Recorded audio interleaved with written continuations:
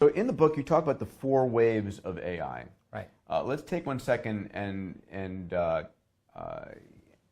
describe those, if you would, for our viewers here. Sure. So if we look at we go to a couple of slides. Yeah, here. just one slide for this. Yeah. It's easier to visualize.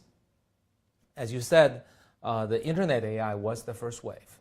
These are really the same set of algorithms that underlie all 4 waves, centered around machine learning, in particular deep learning.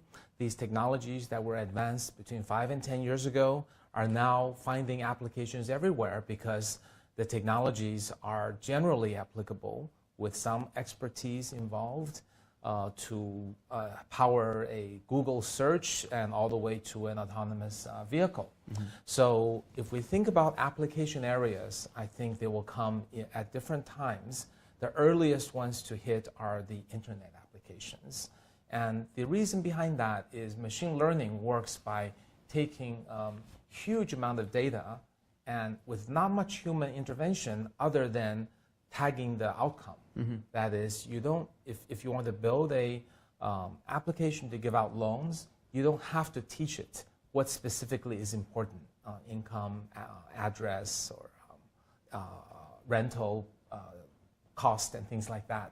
You just feed all the information you can legally get on each person and tell it this person actually borrowed money and returned it. This yes. person borrowed money and defaulted.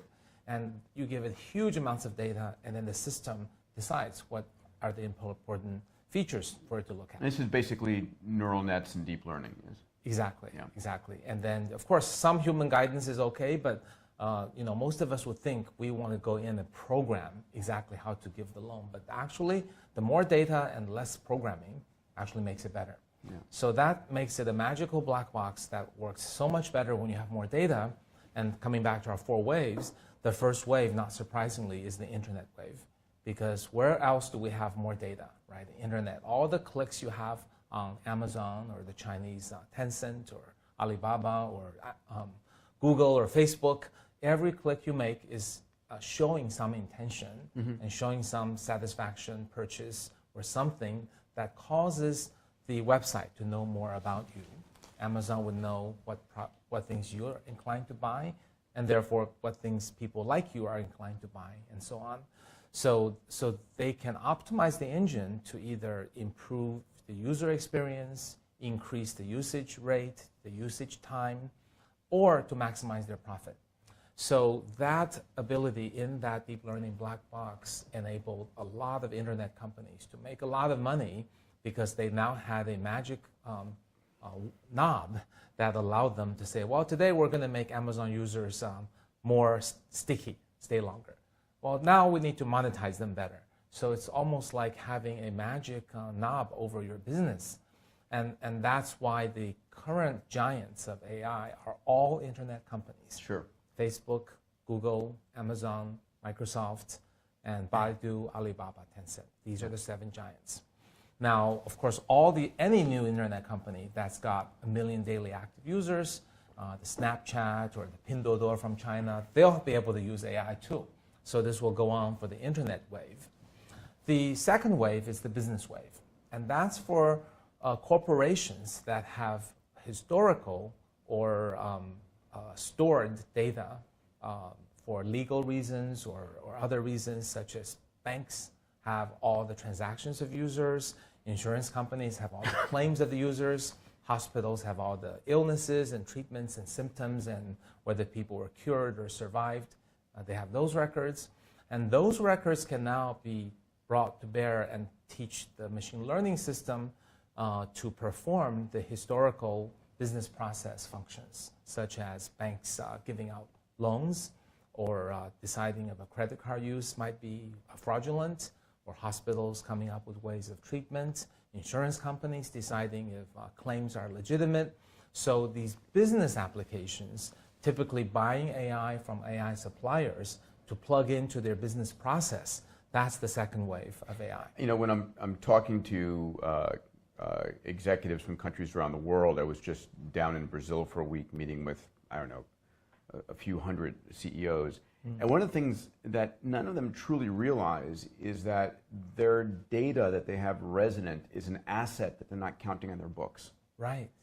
So, I mean, everybody counts their assets, their IP, their cash in the bank, but they don't typically either say my data is worth this much amount of money to us on our books, or they don't do a proper job in actually recording their phone calls with interactions with their clients and so forth. But I think people are starting to finally wake up to this.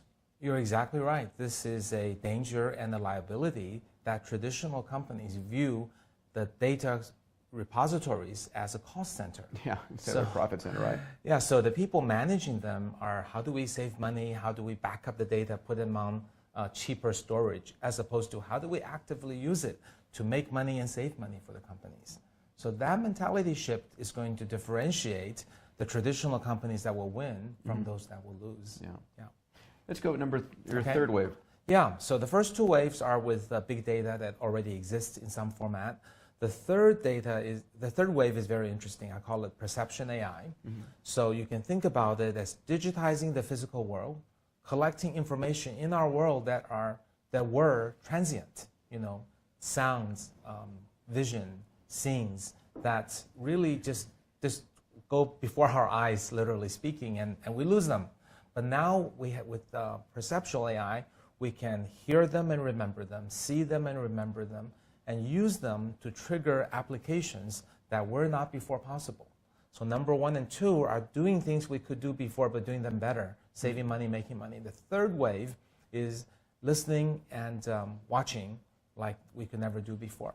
For example, watching in a store so that people could autonomously pay for what they put Amazon Go. Amazon Go. Yeah. Right. And then listening to talking to your Amazon Alexa, Echo, and that speech gets stored along with the user intention. By the way, is there an analogy for Amazon Go and Alexa already throughout China deployed? Yes. Or did it start there first and Amazon copied it? No.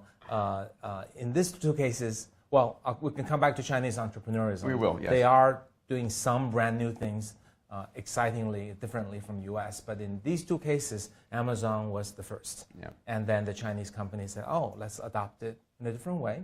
So I think the Chinese Alexa equivalents are getting to a lot of places. And in fact, the prices are much lower than Alexa. And the computer vision, however, I think the Chinese started earlier.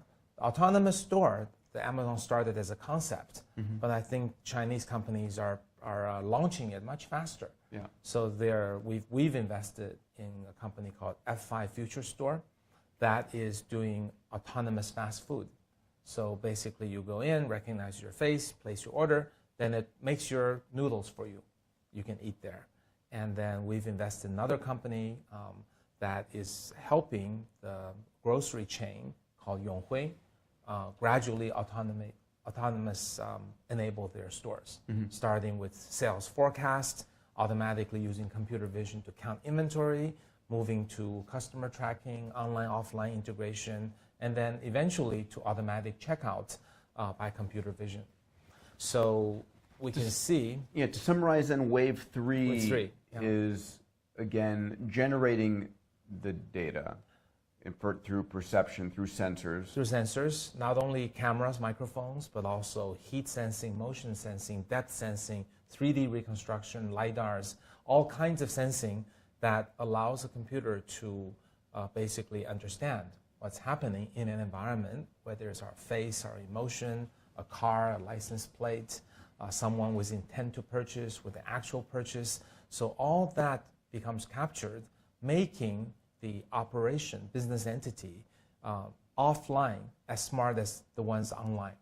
Like today, Amazon, with every click you have, knows exactly what you did, what you want, what you don't want.